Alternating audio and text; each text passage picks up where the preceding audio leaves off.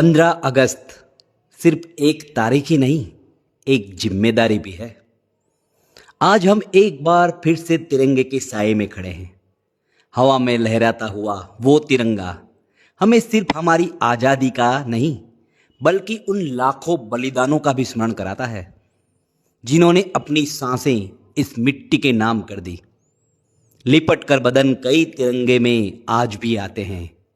यूं ही नहीं दोस्तों, हम ये पर्व मनाते हैं। ये पंक्तियां सिर्फ कविता नहीं, बल्कि हमारे इतिहास की सच्चाई है।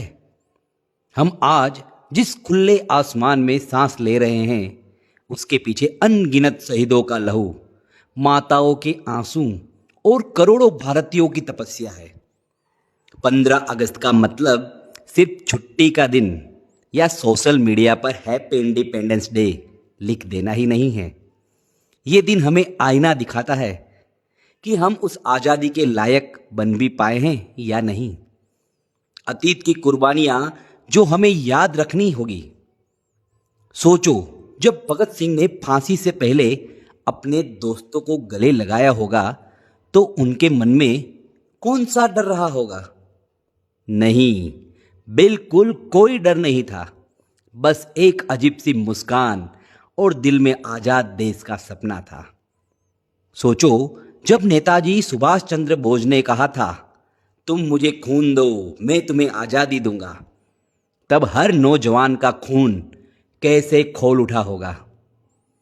सोचो, जब रानी लक्ष्मीबाई ने तलवार उठाई थी, तब उनके सामने सिर्फ युद्ध ही नहीं, बल्कि एक पूरी पीढ़ी का भविष्य खड़ा था। इतिहास किताबों में लिखे अक्सर नहीं होते, वो हमारे कंधों पर रखा भार भी होता है। अगर हम उन्हें भूल जाएं, तो हमारा अस्तित्व भी कमजोर पड़ जाएगा। आज का भारत अवसर और चुनौतियों का भारत है। 2025 का भारत 1947 के भारत से बिल्कुल अलग है। अब हमारे पास ताकत है, तकनीक है और दुनिया में हमारी एक पहचान है। सच कहूं तो आज़ादी एक दिन की नहीं, हर दिन की लड़ाई है। आज हमारा दुश्मन कोई बाहरी ताकत नहीं, बल्कि हमारी सोच की सीमाएं हैं। तिरंगे की असली कसम, तिरंगे को सलामी देना आसान है, पर तिरंगे की इज्जत निभाना मुश्किल। अगर हम सच में देश प्रेमी हैं, तो हमें 3 कसम खानी ही होगी।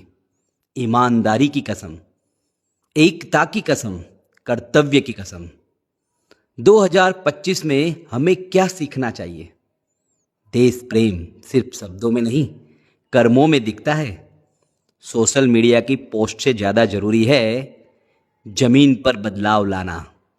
शहीदों के नाम पर राजनीति नहीं, प्रेरणा लेनी चाहिए।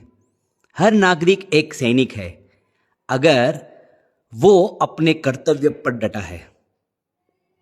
इस 15 अगस्त को मैं अपने आप से ये वादा करता हूँ, मैं शिकायत कम, योगदान ज़्यादा करूँगा। मैं तिरंगे के रंगों को सिर्फ कपड़े में नहीं, अपने स्वभाव में बसाऊंगा।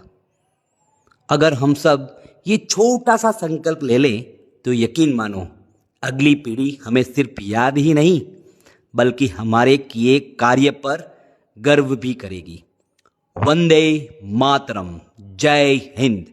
सभी देशवासियों को जागरूक करने के लिए यह पोस्ट जरूर शेयर करें। धन्यवाद। जय हिंद।